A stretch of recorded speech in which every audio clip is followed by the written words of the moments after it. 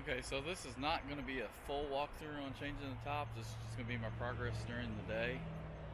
As you can see behind me, I have my wife's 2000 VW Cabrio with a nice black top with a Cabrio convertible syndrome. So I'm going to be taking that and removing that top and also redoing the headliner. My wife has major plans for this vehicle. It will be transformed into something quite horrific when she's done with it. Be back in a little bit with some more of my progress shots later.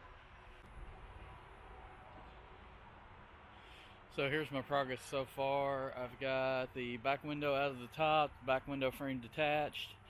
I've got to repair some stuff where some not very creative work was done. I always try to do the manual and stuff before you do stuff. Got most of my interior out because I've got stuff to repair in here. Other than that, be back a little bit, and here's the result from my fight with Milton Wadhams in the stapler. So, not doing a very good job of documenting this, but I'll let you see what I got going so far. Let me flip this around. Alright, and as you can see, I got the headliner off, I got the top off, got the pad off so I can get the headliner.